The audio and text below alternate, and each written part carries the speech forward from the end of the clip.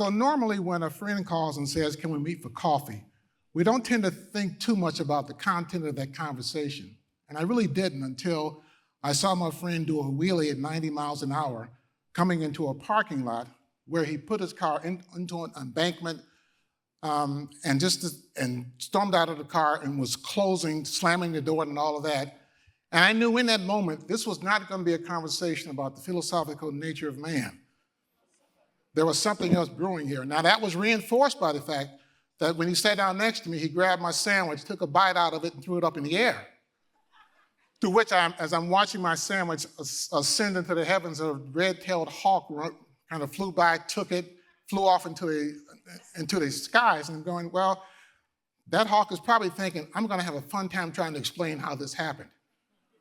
So I pulled myself together to calm him down and say, is something going on with you?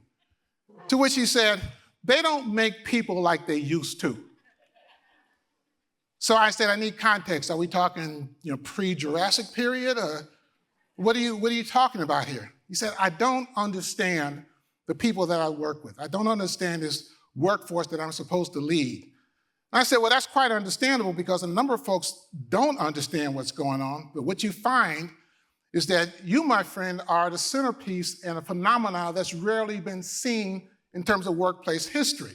In fact, this even goes beyond Haley's comment, which shows up every 75 years, which is about your dating pattern.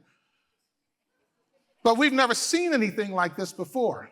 And what we haven't seen before is all of these elements that have been convergent since about the 1980s that have finally come together and become to represent what we now know as this kind of new workforce. And it's all of the elements of age, religion, lifestyle, language, ethnicity, ability. It doesn't matter. Everything starts coming together at once. And now that it's come together, what you find is that you are someone in a formal leadership role in which you have to somehow manage this new workforce. And this new workforce is not anything like you've seen before. I said one of the problems that you have is that you were formally trained in a venue that disconnects from where this workforce happens to be. Because this workforce has so many elements that are operating, there's no traditional leadership program could even accommodate that for you. So one element, just to have some fun with this, one element that a lot of us in HR already know and others have talked about is the fact that there's this thing called 5 generations in the workforce. 5 generations in the workforce: traditionalists, boomers, Gen X, millennials, Gen Z, and there's another one kind of coming. Well, I said, here's a way of thinking about that. Think about this as a summer family reunion on steroids, in which everything is going well until someone realizes or discovers that you forgot to bring the 7-layer salad.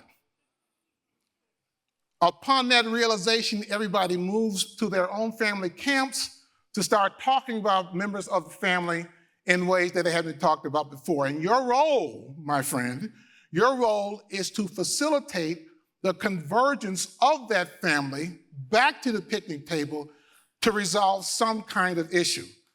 So if there's some way of thinking about what do you do from a formal leadership standpoint, what do you do with this particular workforce? This workforce is not only shaping the future, but they're also shaping the future of the workplace. So you got to get to know them. You got to understand them. You got to recognize that when all these elements come together, your job is to connect the dots, connect them in such a way that they become enamored with the idea of working together as opposed to not working together. Now, there are all kinds of ways you can begin to connect folks. For instance, you can have someone from Generation Z explain to a traditionalist why you cannot download music onto your 8-track player.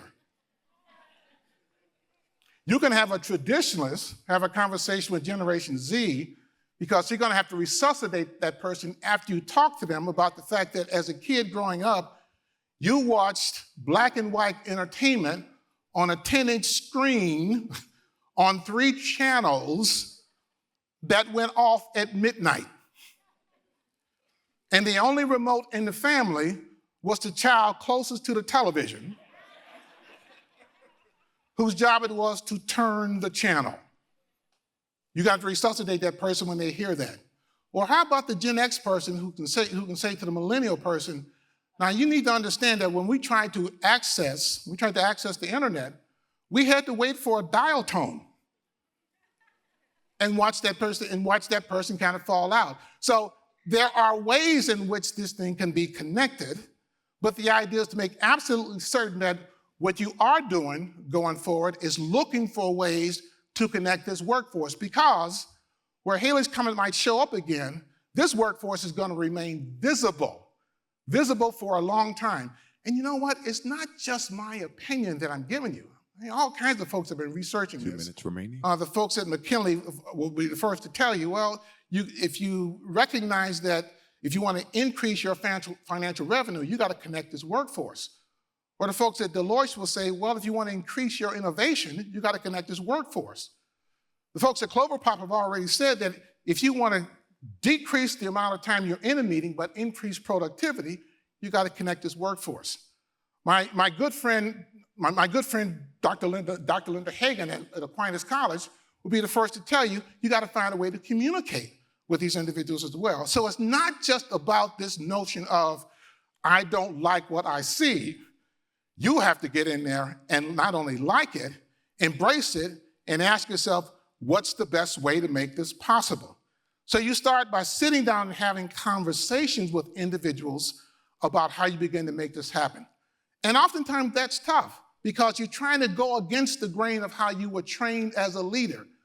But anybody in any formal leadership role today and going forward who is not actively prepared to deal with this convergence of elements in the workforce is only positioning him or herself for failure. And failure is not the one thing that we want to do here. So now that I have you calm down and explained what's going on, there's two things I want you to do before you leave.